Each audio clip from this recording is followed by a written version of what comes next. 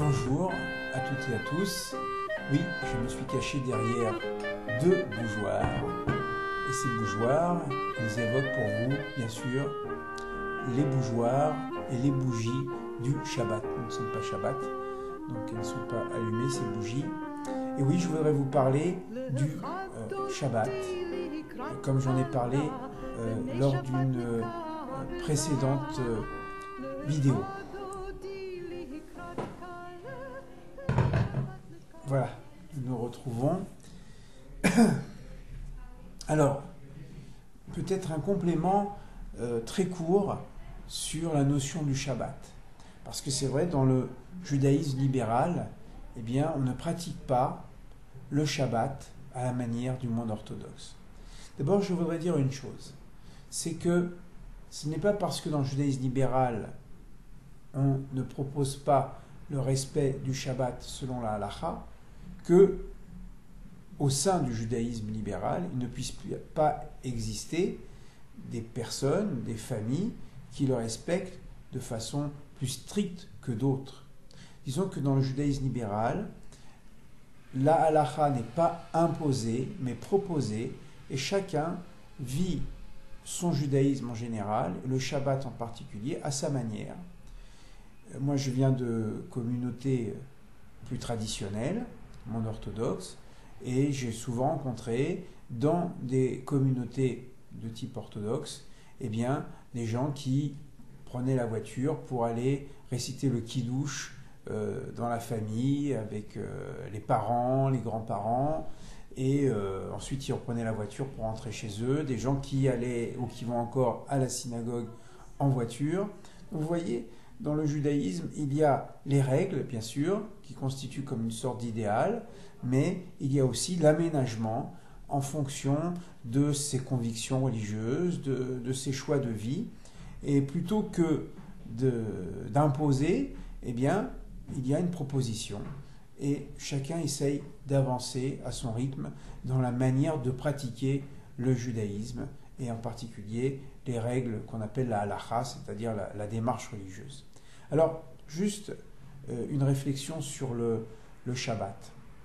Eh bien, quelle que soit la manière dont on respecte le Shabbat, qui peut beaucoup, qui peut moins, ce qui est important, à mon sens, c'est de garder le Shabbat. Alors, Shomer Shabbat, c'est-à-dire au moins de garder quelques règles de la tradition. La récitation du kiddush sur une table bien dressée avec les mets spécifiques, l'allumage des bougies ou des veilleuses avant le Shabbat à la maison, la participation à un office du Shabbat. Pourquoi ? Parfois, on entend des propos très malveillants à l'égard des offices dans le judaïsme libéral. Et ce sont des frères et des sœurs d'Israël qui viennent prier, c'est vrai. On prie ensemble, les uns à côté des autres, mais tout se passe bien. Tout le principe qui dit qu'il faut se séparer des femmes à cause des mauvaises pensées, moi, je ne comprends pas trop ce principe. Je vois que les hommes et les femmes prient ensemble. Au contraire, il y a une ferveur commune, il y a un partage. Et je crois que ça participe du jour du Shabbat, de la sainteté du jour du Shabbat. Voilà. Et puis, ce qui serait important, en deuxième idée, c'est essayer de se déconnecter le Shabbat, des jours de la semaine, des soucis, des problèmes. Les problèmes, ils seront toujours là. On peut les oublier pendant 24 heures. Essayez autant que possible. Des fois, on est obligé, pour des raisons économiques, on a un travail, on ne peut pas ne pas travailler le Shabbat, mais essayez de faire des choses ou de ne pas faire, justement pour essayer de reconstituer son identité spirituelle, essayer de se reconnecter avec Dieu, de façon aussi à donner une meilleure énergie, plus positive dans le travail. Il y a ce verset qui constitue la 4e parole du décalogue, des 10 commandements. Zachor et Yom HaShabbat, et qu'il y a des choses, souviens-toi du jour du Shabbat pour le sanctifier, pour le distinguer. Alors, la tradition dit pour le distinguer, les Kadeshos, c'est-à-dire sanctifie-le par le vin. Vous voyez, c'est d'abord le fait de faire le kiddush. même si malheureusement, il y en a qui, malheureusement je dis par rapport au monde de la halakha, il y en a qui vont prendre la voiture, mais au moins ils ont distingué le Shabbat des autres jours de la semaine. Les autres jours de la semaine, quand on rentre à la maison le soir, on ne fait pas de kidouche, on n'allume pas les bougies. Donc rien que ce geste-là peut avoir des implications. Et le verset continue en disant Sheshet yamim ta'avod, pendant 6 jours tu vas travailler, va'asita kol me'artecha, et tu feras toute ton œuvre. Et le 7e jour, Shabbat, l'Hashem Elohecha, c'est pour l'Éternel ton Dieu. C'est-à-dire le 7e jour, tu l'offres à Dieu. C'est comme si Dieu nous disait, pendant 6 jours, je te donne pour travailler, et le 7e jour, tu me le donnes pour me rencontrer. Mais remarquez le langage. 6 jours tu travailleras, ta avod, et tu feras ton œuvre, melartecha. Donc il y a 2 termes pour parler du travail en hébreu. Il y a la avoda et il y a la melacha. La avoda, c'est le travail de transformation de la nature.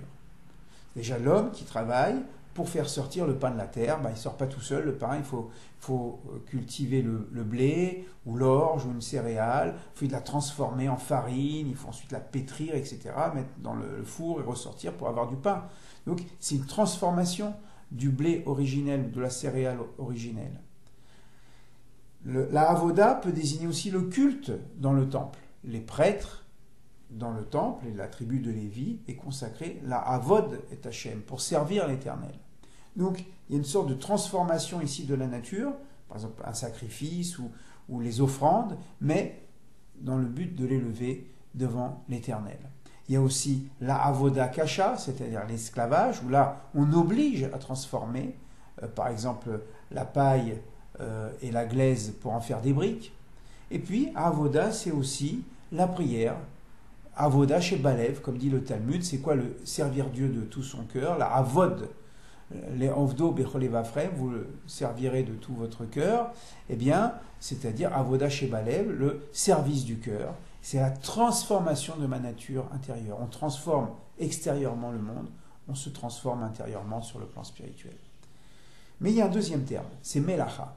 Alors ce terme de melacha est utilisé pour l'œuvre de Dieu. Ou pour le dire autrement, lorsque Dieu est sujet, dans le premier chapitre de la Torah, il n'est jamais mentionné de avoda. Dieu ne travaille pas, il ne transforme pas la nature.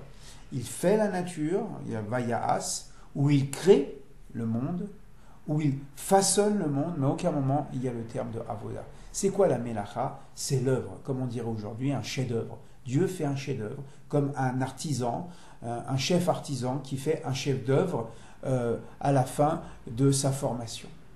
Alors, si on dit que la melacha c'est l'œuvre de Dieu, ça veut dire la dimension la plus spirituelle qui soit, l'homme est lui investi dans le monde pour travailler et transformer. Mais que dit la Torah? Sheshet yamim ta'avod, pendant 6 jours tu travailleras, tu transformeras la nature, et chacun le transforme à sa manière, même si on est informaticien et qu'on ne transforme plus la nature comme on le faisait auparavant en tant qu'agriculteur ou cultivateur, mais on transforme quand même la nature. Ve'asita me'artecha. Qu'est-ce que ça veut dire tu feras ton travail? Alors, première interprétation qui est donnée, c'est considère que ton œuvre est faite quand le Shabbat rentre. Bien sûr, il y aura toujours des choses à faire, toujours des fax, toujours des téléphones, toujours des SMS, toujours etc. Considère que ton travail est fait. Mais je pense qu'il y a une deuxième lecture que je vous propose. C'est quand tu travailles et que tu transformes la nature, ne deviens pas esclave du travail, mais considère que tu fais une melacha, considère que tu fais une œuvre de la même dimension que l'œuvre divine. À ce moment-là, le travail, même aussi contraignant soit-il, même pendant les heures de pointe, dans le métro, dans les embouteillages, où on se prend la tête, etc., eh bien peut-être on peut le transformer un petit peu, ce travail, en faisant une œuvre, c'est-à-dire de quelle manière je contribue au parachèvement du monde. C'est ça qui est important. Vous voyez, la Torah nous dit, tu vas travailler, mais quand le Shabbat va arriver, considère que tout le travail que tu as fait, ce n'est pas de l'oppression, comme en Égypte, avec le Pharaon, mais c'est une forme de libération. Tu as apporté un plus au monde, sur le plan éthique, sur le plan spirituel, sur le plan moral, en aidant ton prochain, en aménageant un peu plus le monde dans un sens positif de paix et de l'amour du prochain. Alors, voilà, pour terminer, je dirais, c'est ça l'expérience du Shabbat. Quelle que soit la manière dont on respecte le Shabbat, peut-être on peut décider, par exemple, le Shabbat, il y en a qui prennent le téléphone, le portable. Par exemple, on dit, Shabbat, moi, je ne regarde pas mes mails. Bon, le monde ne va pas changer parce que on ne regarde pas ses mails aujourd'hui. Je sais que des fois, c'est une addiction de regarder ses mails, etc. Justement, le respect du Shabbat, c'est peut-être sortir de l'addiction. Dire simplement, voilà, moi je fais le kidouche à la maison, un bon repas, qui n'aime pas bien manger, n'est-ce pas? Et puis, par exemple, je ne regarde pas mes mails le Shabbat. C'est pas grave, je regarderai à la fin de Shabbat. Il n'y a pas d'urgence. On peut garder son téléphone allumé parce que peut-être il y a une urgence. Admettons, vous avez vos parents, quelqu'un de proche qui se sent mal et qui vit tout seul, vous avez besoin d'intervenir.